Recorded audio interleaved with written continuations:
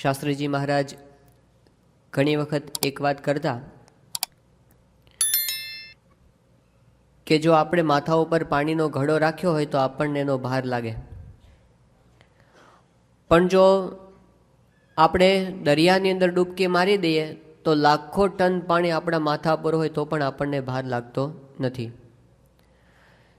એમ એ કહેતા કે કોઈ પણ ક્રિયાનો ભાર જો આપણે માથે લઈને ફરીએ તો અવશ્ય એનો ભાર લાગે, હું કરું છું એવો.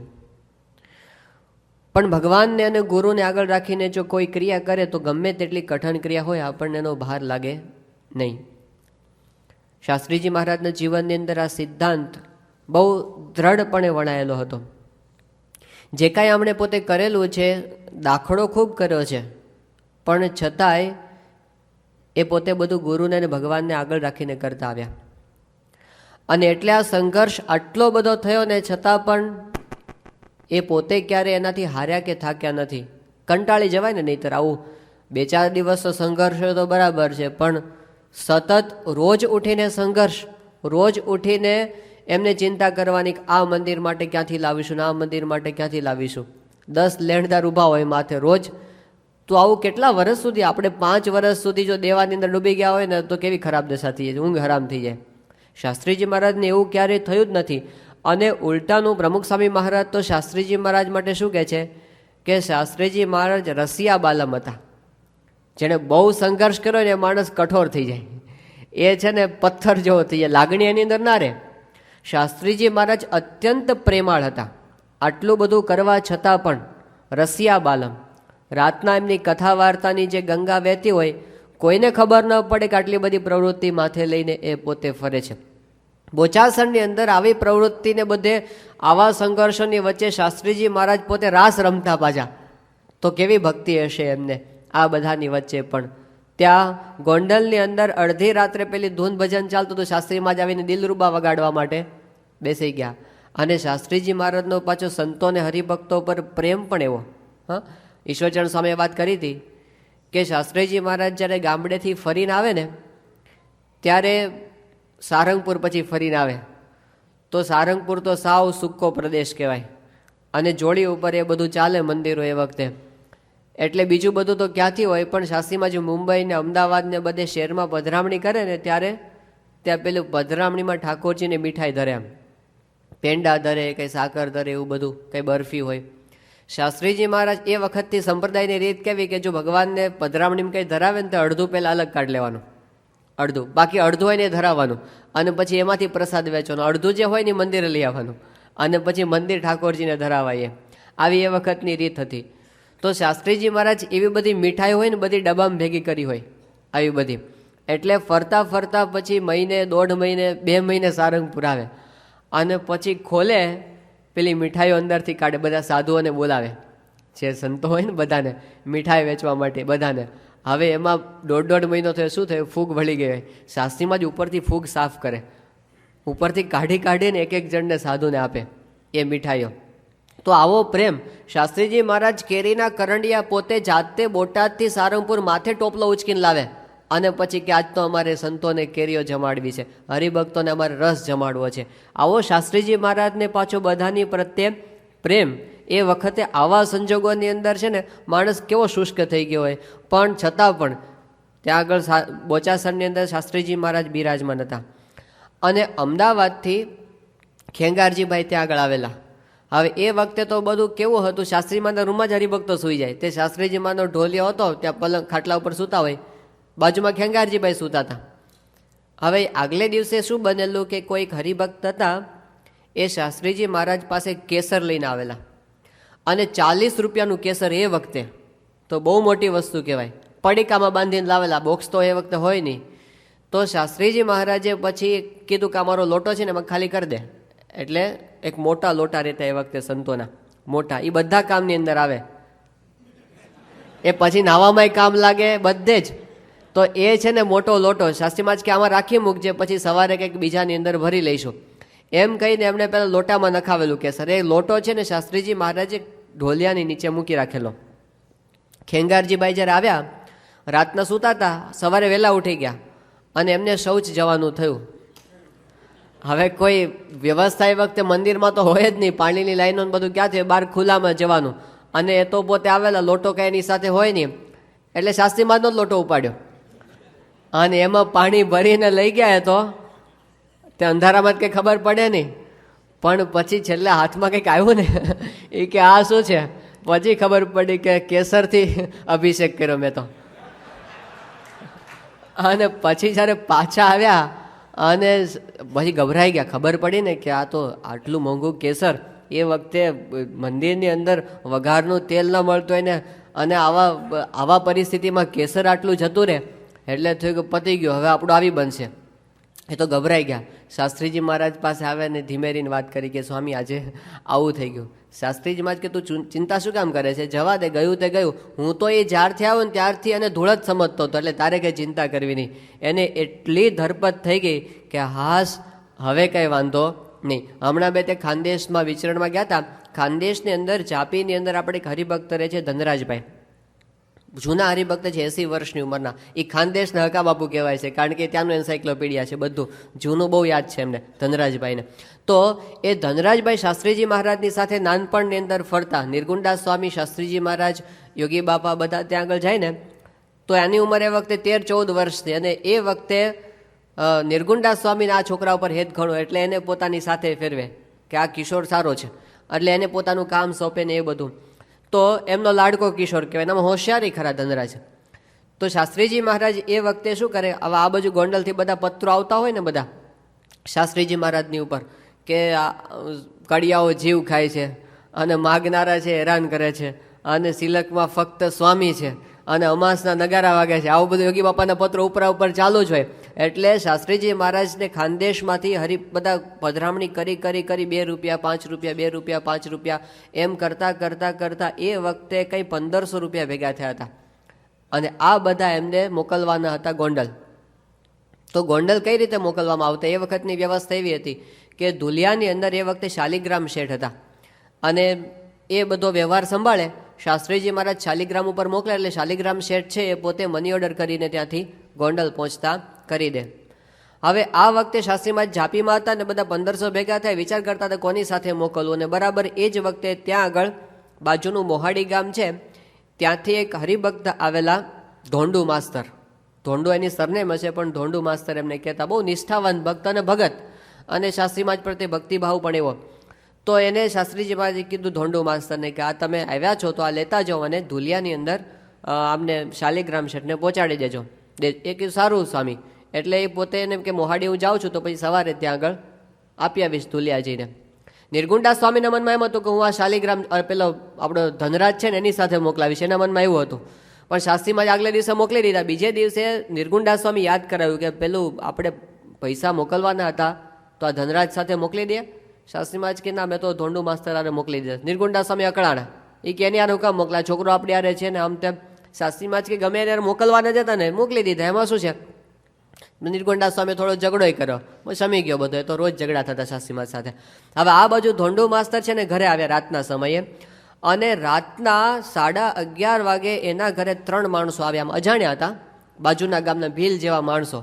હવે એ લોકો છે ને આવ્યા ને એમને આખું પોટલી ભરીને લાવેલા, અને સોનાના દાગીના બધા આમ ઘરે વજનદાર બધા, લગભગ 1.5-2 કિલો જેટલું સોનું, અને કિંમત તો એ વખતે ઘણી મોટી થાય. તો એમણે ત્યાં આગળ બધું મૂક્યું અને કીધું ધનરાજને કે અમારે તાત્કાલિક પૈસાની જરૂર છે, અને આ સોનાના દાગીના અમારે વેચી દેવા છે, જો તમારી પાસે કંઈ 1500 રૂપિયા જેવી વ્યવસ્થા થાય તો અમે આપી દઈએ. એટલે એમણે જોયું કે હા વજનદાર છે, 1-2 કિલો જેટલું છે. એ કે સારું આપી દઈએ. આપી દીધા એમણે. ધનરાજ પેલા ધોંડુ માસ્તરે પૈસા આપી દીધા, અને પહેલાં તો હાલતા થઈ ગયા. એ વખતે ધોંડુ માસ્તરે ગામના સોનીને પોતાને ત્યાં બોલાવ્યો કે જો આ ઘરેણા છે આની કિંમત તમે કરો. પહેલાં એ બધું જોયું કે આ બધું પિત્તળ છે, હવે શું કરવું. આટલું હવે જવાબ શું આપે શાસ્ત્રીજી મહારાજને કે કેમ કરી, એ જાણતા હતા પરિસ્થિતિ, અને પોતે બરાબર મૂંઝાયા. પછી તો કાંઈ પોતે શાસ્ત્રીમાને મોઢું બતાવાય જઈ શકે નહીં. આ બાજુ શાસ્ત્રીજી મહારાજ યોગી બાપાના પત્રની રાહ જોવે કે પહોંચ આવે કે ક્યારે આવે, ક્યારે પોગે ને ક્યારે આવે. હવે અઠવાડિયું થઈ ગયું, 10 દિવસ થઈ ગયા, 15 દિવસ, પત્ર આવ્યો નહીં. એટલે પછી આ અકળાણા બરાબર કે આવું કેમ થયું. એટલે પછી પોતે ઘોડાગાડી કરી શાસ્ત્રી મહારાજે કે હાલો આપણે ધુલિયા જઈએ. એટલે શાસ્ત્રીજી મહારાજ, નિર્ગુણદાસ સ્વામી અને પેલા ધનરાજ ત્રણેય ઉપડ્યા ત્યાં ધુલિયા. અને શાલિગ્રામને ઘરે ગયા. શાલિગ્રામ શેઠને ઘરે જઈને પેલી વાત કરી કે તમે પેલા રૂપિયા મોકલી દીધા? એ કે કયા? કે અમે ધોંડુ માસ્તર આરે મોકલાતા. એ કે મને કાંઈ મળ્યું જ નથી અહીંયા. એ કે હાલો ત્યારે ઘોડાગાડીમાં બેહીને સીધા ગયા મોહાડી અને ધનરાજનું ઘરે જઈને પેલા ધોંડુ માસ્તરને ઘરે જઈને કીધું, બહાર બોલાવ્યા. શાસ્ત્રીમાં જ બધું પૂછ્યું કે શું થયું પહેલાં? એ કે હું તો આપી આવતો શાલિગ્રામને, બોલી શક્યા નહીં. એને ખબર હતી પણ બિચારા ભગત પણ બીક લાગે ને એટલે બોલી શક્યા નહીં કે મેં તો આપી દીધા સ્વામી. એ કે હાલ બેસી જા ગાડીમાં. એને ઘોડાગાડીમાં બેસાડ્યો અને ઉપડ્યા ત્યાં રસ્તાની અંદર ધનરાજ પાછળ કે આ કહી દે તું શું થયું છે? એ કે ના અમે આપ્યા છે. અને એમ કરતાં કરતાં શાલિગ્રામ શેઠને ઘરે આવ્યા અને જ્યાં ઉઠ્યા ને શાલિગ્રામ પાસે લઈ ગયા ને ધોંડુ માસ્તર રડી પડ્યા અને એમણે કીધું કે સ્વામી આવું થઈ ગયું છે. અને એ વખતે ધનરાજ સાથે હતા. એમણે કીધું શાસ્ત્રીમાં જ એક શબ્દ નથી બોલ્યા, એક શબ્દ નહીં. આવી કઠિન પરિસ્થિતિની અંદર આવી રીતે જ્યારે નુકસાન થાય, પેલો બિચારા લોભની અંદર રહી ગયા કે આપણે વેચીને પછી વધારે પૈસા આપી દેશું એમને તો એવું જ હતું. પણ એટલો લોભ કર્યો, શાસ્ત્રીજી મહારાજ એક શબ્દ બોલ્યા નથી. તો પરિસ્થિતિ ભલે ગમે એટલી કઠણ હોય, એક હરિભક્ત એમને મન મહત્વનો હતો કે એમનું હૃદય તૂટી જવું જોઈએ નહીં. તો શાસ્ત્રીજી મહારાજ આ બધું બેલેન્સ કરી શકતા હતા કારણ કે એમને બહુ સ્પષ્ટ હતું. ખાલી મંદિરો બાંધવા, પથરા ખડકી દેવા એ બધું નહીં, ઉપાસના સ્પષ્ટ હતી. ભગવાનના એક એક ભક્તનો મહિમા સ્પષ્ટ હતો એમને. કરે શાસ્ત્રીમાદનો મહિમા એક હરિભગત બહુ કહેવા માંડ્યા કે તમે તો આવાના રાજાધિરાજને ભગવાનના અખંડ ધારકને. શાસ્ત્રીમાં જ કે બેસ આ ધૂળા ભગતનો મહિમા સમજાય ને ત્યારે મારો મહિમા સમજો એમ તું જાણજે. ધૂળો ભગત, કોળી ભગત અને મંદિરની અંદર સાધારણ બધું કામ કરે અને હાવ અબોધ માણસ બિચારો. પણ શાસ્ત્રીજી મહારાજ કે છેલ્લામાં છેલ્લા હરિભક્તોનો મહિમા સમજે ત્યારે મારો સમજે એમ જાણવું. તો આ સિદ્ધાંત ઉપર શાસ્ત્રીજી મહારાજ પોતે ઊભા હતા અને એટલે એમનું આખું જીવન જે આપણને દેખાય છે ને આ લિખિત યજ્ઞ પુરુષ દાસના એક એક પત્રની અંદર શાસ્ત્રીજી મહારાજ, યોગીજી મહારાજ, નિર્ગુણદાસ સ્વામી બધાના જીવન અંદર આપ દેખાય કે એ લોકો એક સિદ્ધાંત ઉપર ઊભા હતા. અને એટલે ક્યારેય ડાયવર્ટ નથી થયા. નહીંતર વ્યવહાર કરતા બધું એવું થઈ જાય, પણ એવું નહીં. સિદ્ધાંત સામે રહ્યો છે. ભગવાનનો મહિમા, ભક્તનો મહિમા, એમની ઉપાસના, એમની ભક્તિ અને એમના સંબંધવાળાનો બધો મહિમા. તો આ બધું આપણને એમના જીવનમાં સારધાર દેખાય છે. ગુરુ માટે કેટલો ભાવ કે એના માટે બધું કરી છૂટવા માટે તૈયાર. શાસ્ત્રીજી મહારાજ રાજકોટમાં ભણતા હતા એ વખતે શું થયેલું, જાગા સ્વામી ત્યાં જુનાગઢની અંદર, અને જાગા સ્વામી ત્યાં રોજ જુનાગઢ સભા મંડપમાં આવે ને કથા વાર્તા કરે, ગુણાતીત જ્ઞાનની બધી વાતો કરે અને ઘણાને સમાસ થાય એ વખતે. પણ એ વખતે ઘણા બધાને આ બધું ગમ્યું નહીં. એટલે એમણે જૂનાગઢના કોઠારી જીભાઈ પાસે જઈને ફરિયાદ કરી કે આ જાગા સ્વામી છે રોજ સભા મંડપમાં આવે, કથા વાર્તા કરે અને બધા સાધુ એમને અડે. એમાં છે ને આ બધી શુદ્ધિ રહેતી નથી, વર્ણાશ્રમની મર્યાદા કાંઈ રહેતી નથી અને ઠાકોરજી પાસે કંઈ મર્યાદા રહેતી નથી. એટલે કારણ કે જાગા સ્વામી મોચી હતા અને એ વખતે સમાજમાં વર્ણાશ્રમનું બહુ અને સમાજમાં હોય એટલે થોડી સંપ્રદાયમાં પણ અસર આવી હોય. એમણે કીધું કે આ બધું છે ને આ ના ચાલે. એટલે જીભાઈ કોઠારી હતા, આમ પોતે ભોળા, એટલે એમણે કીધું તો મારે શું કરવું જોઈએ. એટલે બધાએ એમને જણાવ્યા કે જુઓ બંધી કરી દો. તમારે કહેવાનું કે જાગા સ્વામીએ સભામાં કથા કરવા આવું નહીં અને કોઈએ જાગા સ્વામીના આસને એમને મળવા જવું નહીં. જીભાઈ કોઠારી હતા ને એ પોતે અત્યંત કડક હતા. એકવાર જે નિર્ણય લે પછી કોઈ ફેરવી શકે નહીં. સ્ત્રીધનના ત્યાગમાં જબરજસ્ત, એના ધર્મ નિયમમાં કોઈ ખામી કાઢી શકે નહીં અને એમનો હુકમ વડતાલના મુખ્ય કોઠારી પણ ફેરવી શકે નહીં. આવો એમનો પ્રભાવ. એ જીભાઈ કોઠારીએ એ વખતે કોકના ચડાવવાથી એ વખતે ફરમાન બહાર પાડી દીધું કે હવેથી જાગા સ્વામીએ કોઈ દિવસ સભામાં આવવું નહીં અને કોઈએ જાગા સ્વામીના આસને કથા સાંભળવા જવું નહીં. હવે આ ફરમાન બહાર પડી ગયું, સન્નાટો છવાઈ ગયો. જાગા સ્વામી પોતે ઉદાસ થઈ ગયા. એમને કાંઈ માન મોટપની તો પડી નહોતી, પણ એને એટલું હતું કે કથા વાર્તાનું જીવન હતું. એ જ્યારે બંધ થઈ જાય ત્યારે જીવવાનો અર્થ શું? એટલે એમને તો એવું થયું કે હવે તો ધામમાં જતા રહીએ. આવો સંકલ્પ એમને થઈ ગયો. આ વાતની ખબર શાસ્ત્રીજી મહારાજને રાજકોટની અંદર પડી. હવે એમણે વિચાર્યું કે આના માટે તો મારે પોતાને જ જવું પડશે. ઉંમર શાસ્ત્રીમાની કાંઈ બહુ મોટી નહોતી, 28-29 વર્ષે શાસ્ત્રીમાની ઉંમર એ વખતે, પણ એમણે નક્કી કર્યું કે મારે જ જવું પડશે આના માટે. અને શાસ્ત્રીજી મહારાજ એ પોતે જુનાગઢ આવ્યા. હવે એ વખતે જુનાગઢની અંદર મુખ્ય કોઠારી ગોરધનભાઈ પણ આવેલા, બંને હાજર ત્યાં ઓફિસની અંદર. શાસ્ત્રીજી મહારાજ જેવા જુનાગઢ આવ્યા, આવીને સીધા જ ઉપર ઠાકોરજીના દર્શન કર્યા અને પછી નીચે ઉતરી અને સભા મંડપમાં ખીટી ઉપર પોટલો લટકાવી અને સીધા જ જાગા સ્વામીના આસને ઉપડ્યા. એટલે કોકે એમને વચ્ચે રોક્યા કે યજ્ઞ પુરુષ દાસ ક્યાં જાઓ છો તમે? તો કે જાગા સ્વામીના આસને. એ કે પણ ત્યાં એમના ઓરડે જવાની તો બંધી છે. શાસ્ત્રી મહારાજ કે મારા માટે બંધી નથી. અને ઉપડ્યા, આટલો કોન્ફિડન્સ એમનો. અને ગયા સીધા જ ભગત જાગા સ્વામીના આસને જઈને દંડવત કરવા માંડ્યા. જાગા સ્વામીના આસને કોણ આવ્યું, બંધી છે ને અહીંયા? એટલે એમણે પૂછ્યું કોણ? એમણે કીધું હું યજ્ઞ પુરુષ દાસ. જાગા સ્વામી કે તમે કેવી રીતે આવ્યા? અહીં આવવાની તો બંધી છે ને? શાસ્ત્રી મહારાજ કે આજથી તમારી બંધી તૂટી. હવે આટલું અમને કોઈ સત્તા નહીં ને એ વખતે આટલું કહી શકો. પણ જાગા સ્વામી એ વખતે કીધું કે હવે તો એવો ઉપાય રહે છે, એવું મનમાં રહે છે કે ધામમાં જતા રહીએ તો સારું, અને કથા વાર્તાની ભજનની કરીને કરવાનું શું? શાસ્ત્રી મહારાજ કે તમે સ્વામી ધીરજ રાખજો, બધાય સારા વાના થઈ જશે. શાસ્ત્રીજી મહારાજ ત્યાંથી સીધા જ આવ્યા. હવે આ બાજુ બહાર આખા મંદિરમાં સમાચાર ફેલાઈ ગયા કે યજ્ઞ પુરુષ દાસ છે એ જાગા સ્વામીના આસને પહોંચી ગયા. અને હવે તો કોઠારી ધૂળ કાઢી નાખશે, કારણ કે બે કોઠારી હાજર છે. મોટા કોઠારી વડતાલના અને આ કોઠારી હાજર છે ને નિયમનો ભંગ કર્યો. હવે જોવા જેવી થશે. એટલે બધા રાહ જોતા હતા કે શું થાય છે, શું થાય છે. શાસ્ત્રીમાં સડસડાટ સીધા કોઠારીની ઓફિસની અંદર, અને અંદર બેઠા. એ વખતે બંનેને ખબર તો પડી ગઈ હતી, ગોરધનભાઈ કોઠારીને અને જીભાઈ કોઠારીને, બંનેને, કે આ જાગા સ્વામીના આસને જઈને આવ્યા છે. પણ એ વખતે જીભાઈ કોઠારીએ મનમાં એવું વિચાર્યું કે આ મોટા કોઠારી બેઠા છે અને મારે ક્યાં વાત કરવી, કારણ કે મારે પાછું સુરતનું જૂનું હેત તો ખરું. યજ્ઞ પુરુષ દાસજી સાથે સુરત પોતે રહ્યા હતા, એટલે જૂનું હેત તો મારે ક્યાં તોડવું? એ ખખડાવે એટલે બધું પૂરું થઈ જાય. મોટા કોઠારી અને ગોરધનભાઈ કોઠારીએ શું વિચાર્યું કે હું 2 દાડા માટે આવ્યો છું ને મારે ક્યાં ધમાલમાં પડું, આ અહીંના સ્થાનિક કોઠારી સંભાળશે. એટલે બેમાંથી કોઈ કાંઈ બોલ્યું નહીં. અને બધાને આશ્ચર્ય હતું કે આને કેમ કંઈ કહેતો નથી. હકા બાબુ કહે છે કે શાસ્ત્રીજી મહારાજને ભગતજીનું એ વરદાન હતું કે તમારું મોઢામોઢ કોઈ અપમાન કરી શકશે નહીં. એને બન્યું હતું શાસ્ત્રીજી મહારાજની સામે કોઈ બોલી શકે નહીં. એ તો ખરેખરો એમનો પ્રભાવ હતો, તો બેમાંથી કોઈ બોલી શક્યું નહીં. અને પછી શાસ્ત્રીજી મહારાજ ત્યાં આગળ રોકાઈ ગયા. એમણે વિચાર્યું કે જ્યાં સુધી ગોરધનભાઈ છે ને ત્યાં સુધી આપણે વાત કરવી નથી, 2 દિવસ જાળવી જાઓ. ગોરધનભાઈ કોઠારી પંચતીર્થની યાત્રાએ જવાના હતા, એટલે 2 દિવસ પછી એ તો નીકળી ગયા.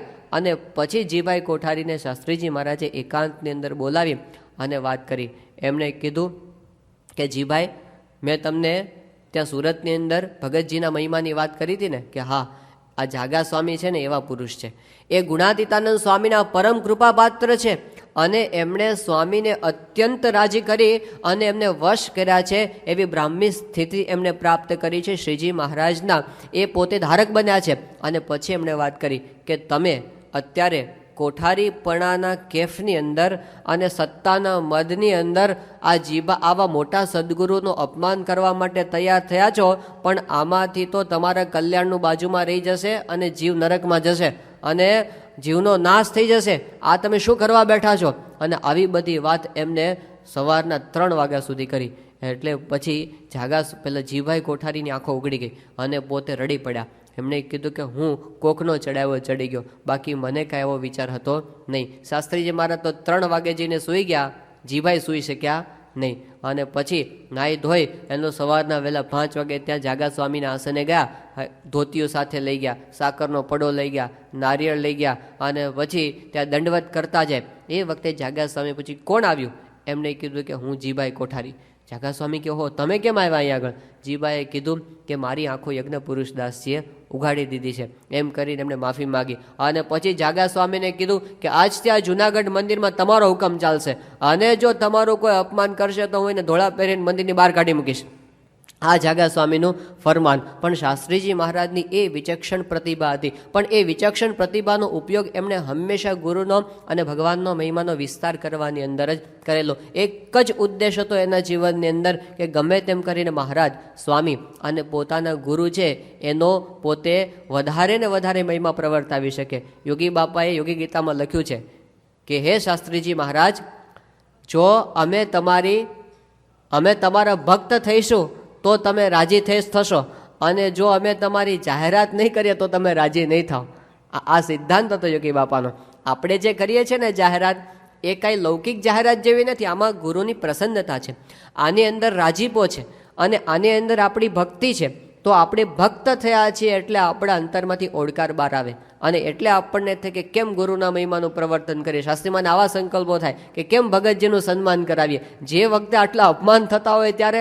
અને આમ ખુમારી સાથે ત્યાં આગળ વડતાલની અંદર કુંજ વિહારી દાસે શાસ્ત્રીજી મહારાજને પ્રશ્ન પૂછ્યો આમ જાહેરની અંદર, આમ દબાવવા માટે, કે તમે કોને સત્પુરુષ માન્યા છે? શાસ્ત્રીજી મહારાજ કે અમે જેને સત્પુરુષ માન્યા છે એને આખું જગત જાણે છે. એટલે પેલા જરા આમ પાછા પડ્યા. એણે કીધું કે કોણ છે, નામ તો બોલો. શાસ્ત્રીજી મહારાજ કે મહુવાના પ્રાગજી ભક્ત. અને પછી બોલ્યા, એમણે કીધું કે વચનામૃતની અંદર જેને સંત કયા છે, જેને ભાગવત સંત કયા છે, જેને એકાંતિક સત્પુરુષ કયા છે, જેને પરમ એકાંતિક સત્પુરુષ કયા છે, જેને ભગવાનના અખંડ ધારક સંત કયા છે, જેને ઈષ્ટ કયા છે, જેને અભિજ્ઞ કયા છે, જે વચને કરીને કયા છે ને મહુવાના પ્રાગજી ભક્ત છે. આમ છડે ચોક. એટલે કુંજવિહારી દાસે ભાઈ શાસ્ત્રીજી ભગતજી મહારાજ પાસે ફરિયાદ કરી કે આ શાસ્ત્રી અને એણે તો બધું એવું ગજવું છે કે અત્યારે વડતાલની અંદર તમે મંદિરમાં જાઓ, હવેલીમાં જાઓ, અક્ષરમોલની અંદર જાઓ, ત્યાં ગોમતી કાંઠે જાઓ, મહુડે ને પાંદડે ભગતજી ભજન થાય છે. હવે આટલા વિરોધમાં બધે ભગતજીનું ભજન થતું એમણે કરી દીધું હશે. એટલી નિષ્ઠાના અંતરમાં હશે ભગતજી મહારાજ પ્રત્યે. તો શાસ્ત્રીજી મહારાજનું આ કાર્ય કે ગુરુ મહિમાનો પ્રવર્તન અને પછી એ પરંપરાની અંદર આપણને દેખાય છે. નિર્ગુણદાસ સ્વામી એ જ કાર્ય કર્યું. યોગીજી મહારાજે એ જ કાર્ય કર્યું. પોતે આગળ આવવા માટે પ્રયત્ન નથી કર્યો. શાસ્ત્રીજી મહારાજને સમકક્ષ કહેવાય નિર્ગુણદાસ સ્વામી. જો આમ કેટેગરીની રીતે જોઈએ તો ભગતજી મહારાજને શિષ્ય હતા એ, અને ભગતજી મહારાજનો એમને ખૂબ સમાગમ કરેલો, અને પોતે વિચક્ષણ તો હતા, ભણેલા હતા, બુદ્ધિશાળી પણ ખરા, અને સંપ્રદાયમાં એનું સ્થાન પણ મોટું હતું. પણ એ નિર્ગુણદાસ સ્વામી પોતે શાસ્ત્રીજી મહારાજના દાસાનું દાસ થઈને રહ્યા છે છેક સુધી. એમણે ક્યારેય પોતે આગળ આવવાનો પ્રયત્ન કર્યો નથી. અને એમના જે પત્રો છે એની અંદર આ જ સૂર છે ને આપણને છેક સુધી એક ધારો વહી જતો આપણને દેખાય છે. નિર્ગુણદાસ સ્વામીએ એક પત્ર જે લખેલો છે એની અંદર એમણે પોતે શાસ્ત્રીજી મહારાજ પ્રત્યે પોતાનો કેવો ભાવ છે ને નિષ્ઠા છે એના આપણને દર્શન થાય છે. એમણે પોતે હર્ષદભાઈને એક કાગળ લખેલો છે. હર્ષદભાઈ દવે એટલે આ સંપ્રદાયની અંદર જેમનો બહુ મોટો ફાળો છે પાયાની અંદર, બહુ જ્ઞાની ભક્ત કહેવાય, પૂજ્ય ઈશ્વરચરણ સ્વામીના પૂર્વાશ્રમના પિતાશ્રી. અને એ હર્ષદભાઈએ આપણા સંપ્રદાયની અંદર જે બધા જ જીવન ચરિત્રો છે એનું સંકલન એમણે પોતાના હાથે કરેલું. ભગવાન સ્વામિનારાયણનું જીવન ચરિત્ર, ગુણાતીતાનંદ સ્વામીનું જીવન ચરિત્ર, ભગતજી મહારાજનું જીવન ચરિત્ર, શાસ્ત્રીજી મહારાજનું જીવન ચરિત્ર, આ બધા એમણે લખેલા છે. વચનામૃતનું અંગ્રેજી ટ્રાન્સલેશન એમને એ વખતે કરેલું, જે વખતે કમ્પ્યુટર નહોતા, એમને કોઈ મદદ કરનાર નહોતું. એકલા હાથે આ બધું સંકલન કરી અને એમણે પોતે આ જ્ઞાન પ્રવર્તનની સેવા કરેલી. તો શાસ્ત્રીજી મહારાજના પરમ કૃપાપાત્ર જે જ્ઞાની ભક્તો કહેવાય એમાંના એક હર્ષદભાઈ દવે. તો એ હર્ષદભાઈને એક પત્ર લખે છે નિર્ગુણદાસ સ્વામી. એના એક એક શબ્દ આપણે વિચારવા જેવા છે. એ કહે છે કે પરમ ભગવદીય હર્ષદરાય, વિશેષ એ તમે નક્કી સમજજો કે શાસ્ત્રી મહારાજથી કોઈ દિવસ નોખા પડીએ જ નહીં, ને ગમે તેટલા છેટા જઈએ પણ રુચિમાં ફેર પડે નહીં, ને ગમે તેવા દેશકાળમાં સ્વામીનો પક્ષ મારે શિર સાટે રહે. કોઈ મારા સમક્ષ શાસ્ત્રી મહારાજનું રંચ જેટલું ઘસાતું બોલી શકે નહીં. તે વખતે મારી સાધુતા કોરે જ મૂકવી પડે. હા, નિર્ગુણદાસ સ્વામી, જો શાસ્ત્રીજી મહારાજનો કોઈ મારી સામે ઘસાતો બોલે, બતાવી દો, એક સાધુ તો એક બાજુ મૂકી દો. એ વખતે આ કેવો પક્ષ હશે. એ કહે છે કે ગમે તેટલા છેટા જઈએ પણ રુચિમાં ફેર પડે નહીં, ને ગમે તેવા દેશકાળમાં સ્વામીનો પક્ષ મારે શિર સાટે રહે. કોઈ મારા સમક્ષ શાસ્ત્રીજી મહારાજનું રંચ જેટલું ઘસાતું બોલી શકે નહીં. તે વખતે મારી સાધુતા કોરે જ મૂકવી પડે. સંવત 1953ની સાલથી સાધુ થયો, ત્યારથી ભગતજી મહારાજ કે શાસ્ત્રીજી મહારાજ કે જાગા ભક્તનું મારી રૂબરૂમાં જરા પણ વાંકું બોલવાની ભલભલાની હિંમત ચાલે નહીં. એટલી હદ સુધી નિર્ગુણદાસ સ્વામી માટે તો એમ કહેવાતું કે એમની પાસે કોઈ જા કે પ્રા બોલી ન શક્યા. જો જાગા ભક્તનો જા કે પ્રાગાનો પ્રા કોઈ બોલવા જાય ને આવી બનેનો. તો આવી એમની પક્ષની ભાવના, ગુરુ પ્રત્યેની આવી નિષ્ઠા.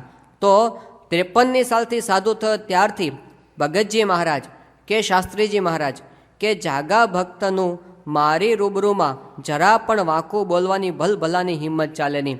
માટે પક્ષના પ્રતાપે ગમે તેટલા બ્રહ્મ હત્યાદિક પાપ બળી જાય, ગરડા મધ્ય 60, અને ગમે તેટલા કામાદિક બીજ નાશ પામી જાય, અને ગરડા છેલ્લું 7. માટે આપ નિશ્ચિંત રહેશો, તમારે ને મારે હેત કોઈ દિવસ તૂટશે નહીં. તમારે પણ શરત રાખવી, એ જ નિર્ગુણ સ્વામી. તો નિર્ગુણદાસ સ્વામીના જીવનમાં આપણને દેખાય છે કે આ જે શુરવીરતા, આ નિષ્ઠા, આ શાસ્ત્રીજી મહારાજનો પક્ષ. અને એમણે લખ્યું છે ગમે તેવા દેશકાળમાં ન છૂટે. જો આપણે દેશકાળ આવે ને ત્યારે ઢીલા પડી જઈએ. અને પછી એમણે કીધું કે ગમે તેટલા છેટા જે રુચિમાં ફેર ન પડે, શાસ્ત્રીજી મહારાજની રુચિ પ્રમાણે જ કરવાનું, એની અંદર ફેર પડે નહીં. પ્રમુખ સ્વામી મહારાજે હમણાં ત્યાં પ્રસંગે કીધેલો કે ભાવનગરની અંદર શાસ્ત્રીજી મહારાજ પ્રભુદાસભાઈ શેઠને ત્યાં બિરાજમાન હતા. પ્રમુખ સ્વામી મહારાજ એ વખતે હાજર, એમની હાજરીમાં બનેલો આ પ્રસંગ. હવે એમાં એવું બનેલું કે બોરસદ કોર્ટની અંદર સંસ્થાનો કેસ ચાલતો હતો વડતાલની સામે. પ્રસંગ બહુ સાધારણ હતો કે આપણા સંતો ઈસણાવ મંદિરની અંદર ઉતારો કરેલો. અને ઈસણાવ મંદિર એ વખતે વડતાલ તાબાનું મંદિર, અને બધા મંદિરોમાં સંતો ઉતરતા જ આપણે જ્યાં જાય ત્યાં વડતાલ મંદિરના તાબાના. અને એની અંદર એ મંદિરના જે વહીવટદાર હતા એમાં એક કાકો અને ભત્રીજો હતા. એ બંનેને બનતું નહોતું. એમાં એક હતા એ બોચાસણ પક્ષના ને એક હતા વડતાલ પક્ષના. એટલે એ બંનેને ઝઘડો, તે એ બંનેનો ઝઘડો એવો થયો, એક જણ કે આ સાધુને મંદિરમાંથી કાઢી મૂકો, બીજા કે હું રાખીશ જ, એક કાઢી મૂકો. હવે આ માથાકૂટ લાંબી ચાલી અને એ માથાકૂટ ગઈ વડતાલ સુધી. અને પછી કે આના પર કેસ કરો. અને પછી બોરસદની અંદર કેસ થયો. અને એ કેસની અંદર બહુ લાંબી ચર્ચાઓ ચાલી. વાત તો આટલી જ હતી કે મંદિરમાં સાધુ પ્રવેશી શકે કે નહીં, પણ પછી તો અક્ષર અને પુરુષોત્તમનો સિદ્ધાંત સાચો છે કે નહીં, શાસ્ત્રીજી મહારાજ સ્વામિનારાયણ સંપ્રદાયના કહેવાય કે નહીં, એ પછી વિમુખ કહેવાય કે નહીં. હવે એની લાંબી મીમાંસાઓ, પછી તો શિક્ષાપત્રી ને વચનામૃત ને સત્સંગી જીવન ને દેશ વિભાગનો લેખ ને આ બધા શાસ્ત્રો રજૂ થાય. અને કોર્ટની અંદર શાસ્ત્રાર્થ ચાલે. શાસ્ત્રીજી મહારાજ શ્રીજી સ્વરૂપદાસને મોકલે. અને શ્રીજી સ્વરૂપદાસની વાણી એવી કે એ વાત કરે ને તો આખી સભા સ્તબ્ધ થઈ જાય. બધા ખાસ કેસ સાંભળવા માટે જાય, કથા સાંભળવા માટે. પણ શાસ્ત્રીજી મહારાજને એક વિશેષતા હતી, અકાબાબુ કહે છે કે એમના ઉપર ગમે એટલા કેસ કે ગમે ત્યારે થયું ને, શાસ્ત્રીમાં જ કોઈ દિવસ કોર્ટમાં પોતે ગયા નથી, એક પણ દિવસ પોતે ક્યારે હાજર રહ્યા નથી. પણ ત્યાં આગળ આવો કેસ ચાલતો હતો. હવે એની અંદર ગમે તે રીતે ન્યાયાધીશને બધું આમ અમુક પૈસા ખવડાવી દીધા. શાસ્ત્રીજી મહારાજે મગનભાઈ સેક્રેટરી હતા એને આ બધું કામ સોંપેલું. એટલે એ બધી પુરાવો ભેગા કરતા અને પછી રજૂઆત કરતા. અને એ બધું શાસ્ત્રી મહારાજને ઘણી વખત રાતના સપનામાં દર્શન આપીને, ઘણી વખત તો પ્રત્યક્ષ દર્શન આપીને બધું લખાવી દેતા. આ બધું દિવ્ય સ્વરૂપે દર્શન કે આટલી દલીલો કરવાની છે, એ બધું ચાલતું. પણ કોઈ પણ રીતે ત્યાં જજને કંઈક પૈસા ખવડાવી દેવામાં આવ્યા અને પછી એ કેસની અંદર આપણે હારી ગયા. એટલે નિર્ગુણદાસ સ્વામીને બહુ દુઃખ થયું હતું. પછી એની રીટ અરજી છે ને આપણે નડિયાદ કોર્ટની અંદર કરવાની હતી. તો પાછળથી નડિયાદની અંદર તો આપણે જીતી ગયા હતા એક કેસની અંદર. પણ શાસ્ત્રીજી મહારાજ પાસે નિર્ગુણદાસ સ્વામી બધું આવું તૈયાર કરીને આવેલા કે નડિયાદની અંદર આપણે આવી રીતે રજૂઆત કરવી છે. એ બધું તૈયાર કરી અને રાતના 10 વાગે પોતે ત્યાં ભાવનગર આવ્યા. શાસ્ત્રીજી મહારાજને મેળા ઉપર મળ્યા, બધી વાત કરી. નિર્ગુણદાસ સ્વામીને મોટો અસંતોષ શું હતો કે મગનભાઈ સેક્રેટરીએ જ બધું બગાડ્યું છે, એને હોંપવા જેવું નહોતું. અને એણે આ કેસ સંભાળ્યો બરાબર કર્યું નહીં. એટલે પછી એ શાસ્ત્રીમાં જ પાસે આવે કે જો હવે આપણે આ વખતે આવું કરવું, ભૂલ કરવી નથી આ વખતે. શાસ્ત્રીમાં જ બધું વાંચ્યું, આમ એના બધા મુદ્દા હતા ને બધું. પછી શાસ્ત્રીમાં જે કાગળ લઈ અને બાજુ મૂક્યો. શાસ્ત્રીમાં જ કે મગનભાઈને પૂછીને કરશું જે કરવાનું છે ને. એટલે બરાબર અકળાયા. નિર્ગુણદાસ સામે કે મગન્યું એને શું ખબર પડે, આમ છે ને તેમ છે ને, આ એને બધું બગાડ્યું છે ને, હું કહું એ બધું ખોટું ને એ કરે સાચું. શાસ્ત્રીમાં બધું શાંતિ. પછી કે તમે જે કહો તે મગનભાઈને પૂછાવે કંઈ થશે નહીં. એટલે પછી વધારે અકળાણા. નિર્ગુણદાસ સ્વામી કે મારે રહેવું, હું હમણાં આ ઉપડ્યો. શાસ્ત્રીમાં કે જા તો હાલતા થયા. હવે એ નીચે ઉતર્યા પોટલો લઈને. અને એ વખતે પ્રભુદાસભાઈ હાથ જોડે કે સ્વામી તમે મારે ત્યાં આવ્યા, આવી રીતે રાતે આવ્યા અને અડધી રાતે તમે જતા રહો, કંઈ જમો કરો, આવતીકાલે બપોરે તમે નિરાતે જજો, અહીં રોકાઈ જાઓ તમે. નિર્ગુણદાસ સ્વામી બહુ વિનંતી કરી કે સારું રોકાઈ જઈએ. બહુ આગ્રહ કર્યો હરિભક્ત, એટલે રોકાઈ ગયા અને જમાડ્યા. અને પછી કથાનો પ્રારંભ થયો. અને નિર્ગુણદાસ સ્વામીએ કથા શરૂ થઈ અને શાસ્ત્રીજી મહારાજનો જે અપરંપાર મહિમા કીધો છે, આમ સ્તબ્ધ થઈ ગઈ સભા કે આ અનંતકોટી બ્રહ્માંડમાં આવા પુરુષ આપણને મળ્યા નહીં, એ આપણને શાસ્ત્રીમાં જ મળ્યા છે. હવે વિચાર કરો, શાસ્ત્રીમાં જેમ હળધૂત કરી નાખે, એની કોઈ વસ્તુ આમ સ્વીકારે નહીં અને કે જા જતો રહે. અને છતાં પણ નિર્ગુણદાસ સ્વામી જવાય તૈયાર થઈ જાય એમ પગ પછાડીને, પણ શાસ્ત્રીજી મહારાજની નિષ્ઠા એમને ફરે નહીં. તો મતભેદ થાય આવી રીતે એકબીજાને, છતાં પણ શાસ્ત્રીજી મહારાજનો પક્ષ છે એમણે ક્યારેય છોડ્યો નથી. તો આ આપણે શીખવાનું છે. ગુરુ પ્રત્યેની નિષ્ઠા આનું નામ કહેવાય કે કદાચ આપણું ધાર્યું ન થવા દે તો પણ ગુરુની ભક્તિ છે એ ક્યારે. મહારાજે પ્રથમના 74માં જ વાત કર્યા સવારે મહંત સ્વામીએ કીધેલું. એમણે કીધેલું કે ગમે તેટલું પોતાનું ધાર્યું મરોડે, મહારાજ કે અમે એનું મનનું ધાર્યું મરોડીએ અને એમનું ધાર્યું કંઈ થવા ન દઈએ, છતાં પણ દેહ પર્યંત જે મૂંઝાય નહીં એવા ભક્ત ઉપર અમારે બહુ હેત થાય છે. તો આવી કસોટી શાસ્ત્રીજી મહારાજ ઘણી વખત કરતા, પણ એમની પ્રત્યે નિષ્ઠાથી આ લોકો જોડાઈ ગયેલા. હવે કોઠારી બેચર ભગત તો કેટલા જૂના કહેવાય. કોઠારી બેચર ભગત તો ભગતજી મહારાજના જૂના શિષ્ય કહેવાય. અને શાસ્ત્રીજી મહારાજ ડુંગર ભગત સાવ નાના હતા ને, 11 વર્ષના, એ વખતે બેચર ભગત પોતે ગોરધનભાઈ કોઠારીનો જમણો હાથ ગણાતા. એટલે ઉંમરની અંદર તો બહુ મોટા ડુંગર શાસ્ત્રીજી મહારાજ કરતા. પણ પછી ભગતજીના મંડળમાં ભેગા ભળ્યા ત્યારે બધા સમકક્ષ થઈ ગયા. પછી છતાં પહેલાં સિનિયર તો કહેવાય બેચર ભગત છે શાસ્ત્રીજી મહારાજ કરતા. એ પછી સ્વામી મહાપુરુષ દાસજી બનેલા. ફરી પાછાને ધોળા પહેરાવેલા, ફરી પાછા સાધુ કર્યા ત્યારે સ્વામી મહાપુરુષ દાસજી બનાવેલા. પણ શાસ્ત્રીજી મહારાજ જ્યારે 5 સંતો સાથે વડતાલથી નીકળ્યા એમાં મહાપુરુષ દાસજી પણ ભેગા નીકળી ગયેલા. હવે એમને ભગતજીની નિષ્ઠા ખરેખરી, અક્ષર પુરુષોત્તમની નિષ્ઠા પણ ખરેખરી, પણ શાસ્ત્રીજી મહારાજ પ્રત્યે નિષ્ઠા કેવી રીતે થાય? કારણ કે એણે તો નાનપણથી જોયેલા અને પોતે એનાથી સિનિયર હતા.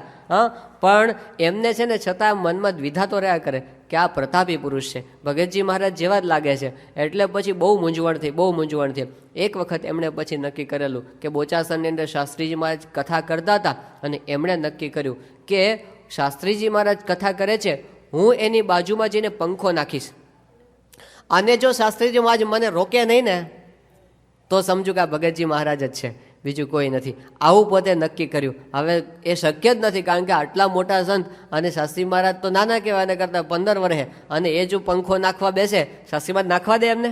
પણ એ આવીને નાખવા માંડ્યા. શાસ્ત્રીજી મહારાજ હસતા જાય, સામે જોતા જાય, રોક્યા જ નહીં એમને. આખી કથા પૂરી થઈને ત્યાં સુધી પંખો નાખવા દીધા. એટલે પછી મહાપુરુષ દાસને એટલો કેફ ચડ્યો, આ જ ભગતજી છે. અને એમને પછી હાથે ને પગે ઘૂઘરા બાંધ્યા અને પછી નાચતા જાય ને ગાતા જાય, છાના છાના રે છાના, તમે ક્યાં સુધી રહેશો છાના, કે તમે બહુ દિવસ સુધી છાના રે, આજે મને ઓળખાઈ ગયા. તો આવા જૂના સંતો, જો ગુરુ નિષ્ઠા એક હતી. આ સંપ્રદાયનું જે શોભે છે એનું કારણ એ છે કે બધા જ ગુરુની અંદર જોડાયા છે. આપણે બધાને પરસ્પર શું સંબંધ છે?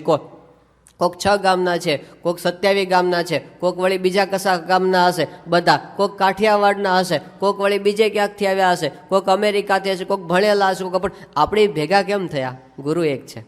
આપણે બધાની વચ્ચે એક જ સંબંધ છે, ગુરુ એક. તો શાસ્ત્રીજી મહારાજ, યોગીજી મહારાજ, નિર્ગુણદાસ સ્વામી, એ બધાની વચ્ચે આવો સંબંધ હતો.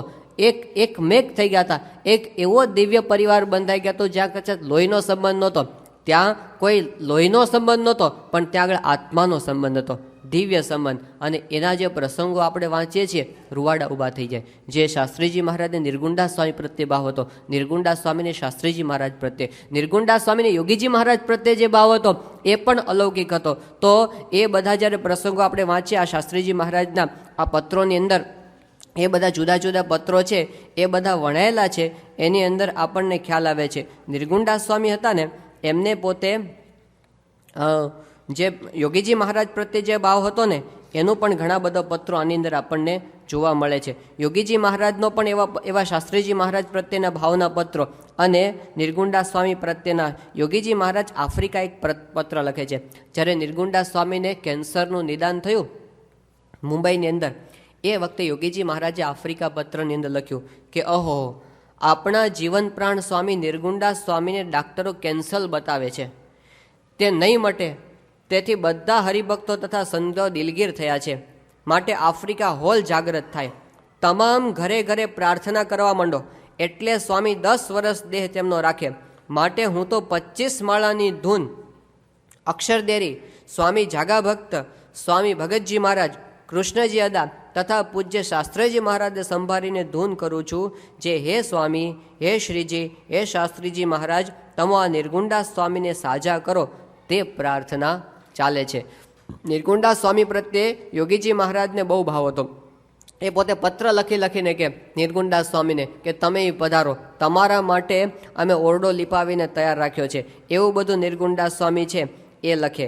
નિર્ગુણદાસ સ્વામી એ શાસ્ત્રીજી મહારાજ પ્રત્યે કઈ રીતે જોડાયા હતા? જુઓ, યોગીજી મહારાજ છે ને એ પોતે એ વખતથી બધા દરબારોમાં પૂજ્ય ગણાતા.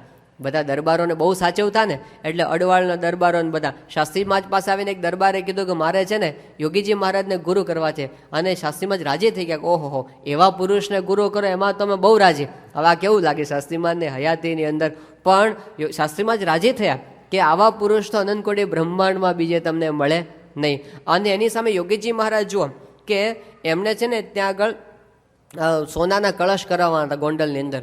એટલે જે હીરજીભાઈ શેઠ હતા રાજકોટના, એમની પાસે બધી સેવા છે યોગીજી મહારાજે કરાવેલી, 90 તોલા સોનાની વ્યવસ્થા થયેલી, છતાં થોડું ઘણું ખૂટતું હતું. તો પછી એમને શાસ્ત્રીજી મહારાજને પત્ર લખેલો છે. પહેલાં બધી વ્યવહારની વાત ઘણી બધી લખી કે આટલા રૂપિયા આમાં ખૂટે છે ને આમાં ખૂટે ને. પછી કહે છે કે આપ દ્રષ્ટિ કરશો તો ધાર્યા પ્રમાણે 125 તોલા સોનું ચઢી જાય તો સારું, પણ અમારો કોઈ માનતા નથી. આપ સર્વે આધાર છો. મને તો વ્યવહાર કરતા આવડતો નથી. આપની આજ્ઞાથી ધૂન કરું છું. આપ અત્રે હોત તો અહોહો કેટલા કામ થાત. તો એમણે વાત કરી કે તમે જો એ હોત તો બધા કામ થાત, બાકી મારાથી કાંઈ કામ થાય એવું લાગતું નથી. તો આવો પરસ્પરનો જે ભાવ છે એ આપણને જોવા મળે છે. નિર્ગુણદાસ સ્વામીએ છે ને એક પત્ર એમણે ત્યાં આગળ નંદાજીને લખેલો છે. એ વખતે સંસ્થાની પરિસ્થિતિ કેવી હતી? તો સંસ્થામાં એક પણ વાહન નહીં, એક ડમણિયું બોચાસણની અંદર આવેલું, બીજા કોઈ મંદિરની અંદર કોઈ વાહન નહીં, અને વિચરણ તો જોરદાર ચાલે પાછું. હવે એવી પરિસ્થિતિની અંદર નિર્ગુણદાસ સ્વામીને પોતાની ચિંતા ન થાય, પણ એમને થાય કે શાસ્ત્રીજી મહારાજ આટલી વૃદ્ધ ઉંમર આટલો દાખલો કરે છે, તો એમના માટે એક મોટર ગાડી હોવી જોઈએ. શાસ્ત્રીજી મહારાજ કોઈ સંજોગોમાં હા પડે નહીં. અરે એકવાર તો એવું થયેલું કે ત્યાં આણંદથી એમને બોચાસણ જવાનું હતું, તે હરિભક્તો મોટર ભાડે કરી આવ્યા, અને જ્યારે શાસ્ત્રીજી મહારાજને ખબર પડી, ખખડાવી નાખ્યા હરિભક્તોને, અને કીધું કે નથી જવું મારે મોટરની અંદર. એમણે કીધું પણ સ્વામી ભાડે થઈ ગઈ છે. સ્વામી કે ભાડાના પૈસા ગયા તો ગયા, પણ મારે આવવું નથી. અને પછી શાસ્ત્રી મહારાજ ન ગયા, એ ડમાણિયામાં બેસીને જ ગયા. હકાબાપુ બીજો એક પ્રસંગ કહે છે કે ત્યાંથી બોટાદ સ્ટેશને શાસ્ત્રીજી મારે ઉતર્યા અને આવવાનું હતું સારંગપુર. તો રસ્તાની અંદર એક ઘોડાગાડીવાળો ભાડે કરવાનો હતો. હવે ઘોડાગાડીવાળો છે ને એને છે ને 1.25 રૂપિયા કીધું. શાસ્ત્રીમાં જ કે રૂપિયો આપીશ, 1.25 રૂપિયો નહીં આપું. હવે એ રગજગ એટલી બધી ચાલી તે પછી તો શાસ્ત્રીજી મહારાજને એ માને જ નહીં શાસ્ત્રીમાં જ. એટલે હકાબાબુ ખાનગી એમ કહે કે હું તને 1.25 રૂપિયા આપીશ, હાલ મારી હારે. હા તું હાલ, આ નહીં માને. અને પછી એમ કરીને નિર્ગુણ વકાબાબુ છે એ શાસ્ત્રીમાને ઘોડાગાડીમાં બેસાડીને લઈ આવ્યા. પણ શાસ્ત્રીમાં 4 આના માટે આટલું બધું કરે, હવે એ પોતાના માટે મોટર ગાડી નવી લેવા દે? એ તો કોઈ દાડો હા પાડે નહીં. એટલે નિર્ગુણદાસ સ્વામીએ પછી એમને કીધું, પેલા આપણા નંદાજીને એમને કીધું કે તમે છે ને ગાડીની વ્યવસ્થા કરો, કારણ કે આમાં એવું છે કે શાસ્ત્રીજી મહારાજ કદાચ હા નહીં પાડે, પણ હું છે ને એમને મનાવીશ. અને શાસ્ત્રીજી મહારાજ છે એ પોતે કહે છે કે આ બધું આવે તો ખર્ચો વધારે થાય અને સાચવવું પડે. નિર્ગુણદાસ સ્વામી કે એ બધી વ્યવસ્થા છે ને હું કરીશ, પણ તમે છે ને આ રીતે ગાડીની વ્યવસ્થા કોઈ પણ રીતે કરો. અને પછી છેલ્લે વાત કરે છે કે આ ગાડી છે ને એ શાસ્ત્રીજી મહારાજનો ઉપયોગમાં આવશે અને બીજું યોગીજી મહારાજનો ઉપયોગમાં આવશે, બીજું કોઈ આ ગાડી વાપરશે નહીં. આવું એમને લખ્યું છે, પોતાની વાત કરી જ નથી. એમને કીધું કે બસ 2 જણ માટે ગાડીની જરૂર છે, બીજા કોઈ માટે નહીં. હવે યોગીજી મહારાજ તો એમના કરતાં ઘણા જુનિયર કહેવાય. નિર્ગુણદાસ સ્વામી કરતાં યોગીજી મહારાજ તો જુનાગઢથી આવેલા. અને હકાબાબુ વાત કરે છે કે યોગી બાપાને તો અમે બધા છે ને આમ અડધા ઉપલો માળ ખાલી સેવા સમજતા. હા, હવે જુનાગઢના સાધુ બધા, અને અમે તો બધા કેવા જ શાસ્ત્રીમાનના બધા સાધુ, આમ હરજીવનદાસ આમ અત્યંત વ્યવહાર કુશળ, અને શ્રીજી સ્વરૂપદાસ, અને આમ સોમા ભગત, અને ભક્તિ વલ્લભદાસ કોઠારી, હવે અક્ષર સ્વરૂપદાસ સ્વામી, આ બધા છે ને બધા ઠીમે ઠીમ બધા આમ વજ્ર જેવા પુરુષો બધા. અને યોગી બાપા તો આંખો બંધ કરીને ધૂન કરતા હોય આખો દિવસ, તાળીઓ પાડતા કે ઠીક છે આ બધા, એને અમારી ગણતરીમાં જ નહીં. નિર્ગુણદાસ સ્વામી એમનો મહિમા સમજી ગયા હતા, અને એમને જેવા છે એવા એમને ઓળખેલા. તો નિર્ગુણદાસ સ્વામી છે એમને યોગીજી મહારાજનો બહુ મહિમા આફ્રિકાના હરિભક્તોને લખેલો છે. એમને કીધું કે હું તો કાંઈ દાખલો કરતો નથી, એટલો દાખલો આ યોગીજી મહારાજ છે એ પોતે કરે છે. તો કહેવાનો મતલબ એ છે કે આ બધાને પરસ્પર જે પ્રેમનો સંબંધ હતો એની અંદર એક જ વસ્તુ હતી કે શાસ્ત્રીજી મહારાજ પ્રત્યે એ બધા જોડાયેલા હતા, અને એટલે એમને વિઘ્નો નડ્યા નથી, એની અંદર પોતે નાસીપાસ થયા નથી, અને બધું કરવા છતાં પણ પોતે ગુરુની સાથે એક ભાવથી પોતે જોડાયેલા રહ્યા છે. તો આપણને પણ એવા પુરુષ પ્રમુખ સ્વામી મહારાજ પ્રાપ્ત થયા. હવે આપણે બધાને પણ એવી રીતે જોડાવાનું છે. આ ઇતિહાસ છે આપણને શું શીખવે છે? એ વખતની પરિસ્થિતિ કેવી હતી? સાધારણ હતી. હા, નહોતા માણા, નહોતા પાણા, નહોતા દાણા ને નહોતા છાણા, શું તો દાણા, ખાવાનું નહીં. હવે એવા સંજોગોની અંદર સંતો કેટલા? ગણતરીના, મુઠ્ઠીભર. હરિભક્તો કેટલા? ગણતરીના, અને એની અંદર એમણે ધાર્યું તો 5 શિખરબદ્ધ મંદિરો થઈ ગયા. 5 સાધુ હતા અને 5 શિખરબદ્ધ મંદિરો થઈ ગયા. કારણ શું? હોલા ઉપાડ અને ગુરુ નિષ્ઠા. હવે અત્યારે 700 સાધુ છે, 700 શિખરબદ્ધ મંદિર થાય કે ના થાય? થઈ જાય તો આપણું અક્ષરધામ શું બાકી રહે? આપણે બધા જ હોલા ઉપાડ કરીએ. શાસ્ત્રીજી મહારાજના વખતમાં આખી સંસ્થાના હરિભક્તો ભેગા કરીએ ને એના કરતાં 10 ગણા હરિભક્તો તો આ ન્યૂ જર્સીમાં છે અત્યારે. તો આપણું અક્ષરધામ કેમ ન થાય? હા, એ કરવા માટે તો શાસ્ત્રીજી મહારાજ છે ને એમને આપણને કરી બતાવ્યું. વિઘ્નો તો આવ્યા છે, એ વખતે કંઈ રિસેશન ઓછા નથી આવ્યા. અત્યારે મંદી છે ને એ વખતે ઓછી મંદીઓ નથી આવી. શાસ્ત્રીમાં જે પેલી જમીન રખાવેલી આશાભાઈ, ઈશ્વરભાઈ અને મોતી ભગવાનદાસ, એ બધાની ત્યાં શ્રીજીપુરાની અંદર ને પુરુષોત્તમપુરાની અંદર દર વર્ષે કાં દુકાળ પડ્યો હોય, કાં તીડ આવ્યા હોય, કાં કંઈક પાક બગડી ગયો, કાં રોગ આવ્યો હોય, પણ દર વખતે નુકસાન, મહેસૂલના પૈસા ભરવાના બચે નહીં.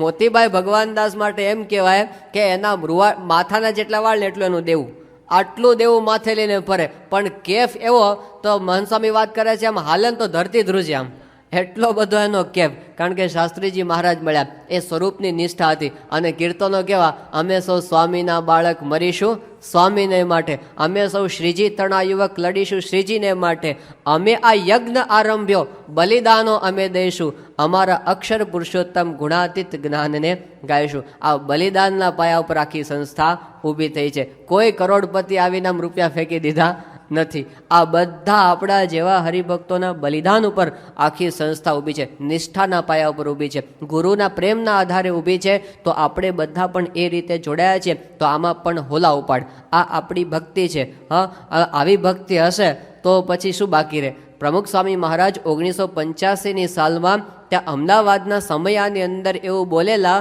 કે શાસ્ત્રીજી મહારાજે જે કાર્ય કર્યું છે એમાં પાતાળે પાયા નાખ્યા છે. અને પછી સ્વામી બોલ્યા કે ઘણા બધા વિરોધો આની અંદર આવ્યા છે, ઘણા બધાએ ઘણી બધી રીતે આ સંસ્થાને પાછી પાડવા માટે પોતપોતાની રીતે પ્રયત્નો કર્યા છે, બહુ ઉધામા કર્યા છે, પણ સ્વામી કે આ સંસ્થાને હજી સુધી ક્યારે આંચ આવી નથી. અને પછી સ્વામી બોલ્યા કે શાસ્ત્રીજી મહારાજે આ સંસ્થાના પાયા એવી રીતે નાખ્યા છે કે એના પાયાની કોઈ ઈંટ પણ ખેંચવી શકે એમ નથી, એની શિખરની કોઈ કાંકરી પણ ખેરવી શકે એમ નથી. કારણ કે આ કંઈ ઈંટ ચૂનાના મંદિરો નથી, આ તો નિષ્ઠાના મંદિરો છે.